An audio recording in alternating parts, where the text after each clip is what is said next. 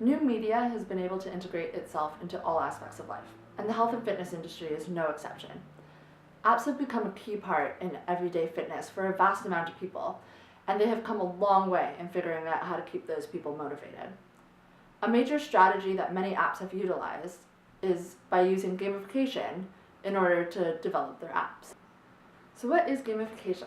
Well, it's basically the application of typical elements of gameplay, such as point scoring, competition, and so forth, and applying it to other activities.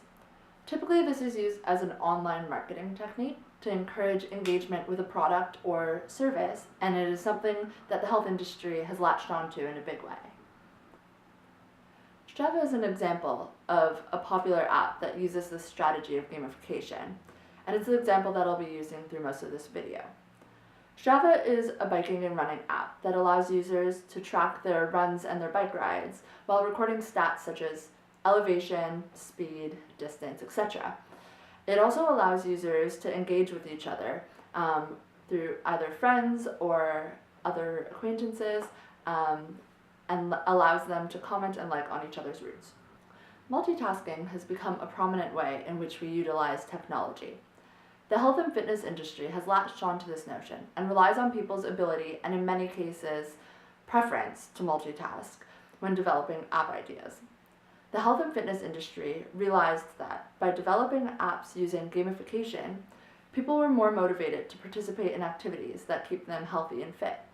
Despite this use of people's abilities to multitask being beneficial, in that it helps people become motivated, it can also be detrimental if it is distracting to a user from the main task at hand.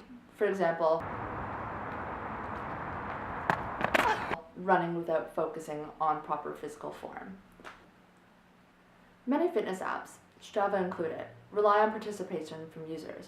While Strava is often passively used during one's bike rides or runs, the app encourages users to participate in social interactions with one's peers who have the app as well. Additionally, it allows them to compare stats, look at routes others have rode or ran, and like and comment on friends' posts. By encouraging this kind of participation, apps like this enable people to inform, persuade, and influence each other, as well as the actions that others take. Matt did this route in 20 minutes? I could beat that. The popularity and success of running apps that focus on connecting groups of people has led to other uses than that which apps have been initially intended for. A recent trend has emerged where people are combining the use of apps with the popular form of fundraising of charity runs.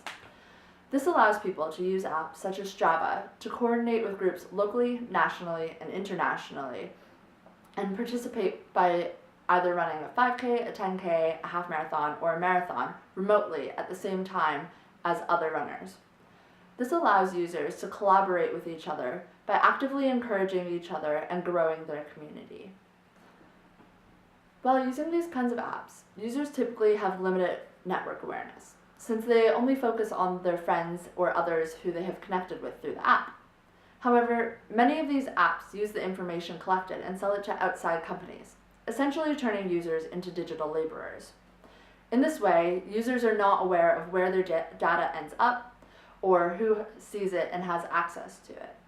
So while apps that use gamification limit user network awareness, the creators of them rely on this concept to sell both the app as well as the information that's gathered through it. When connecting with others through these types of apps, a very basic level of trust is already formed. Users are typically not critical of the information about others for multiple reasons. Firstly, there wouldn't be a reason for other users to manipulate their data or information to begin with.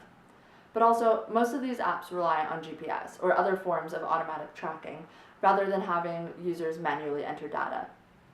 Additionally, most of the data supplied by the app is in regards to specific routes, which is all mathematically calculated and common knowledge, so users don't feel the need to be wary of data supplied. However, because of this, they're also unlikely to double-check information supplied by the app.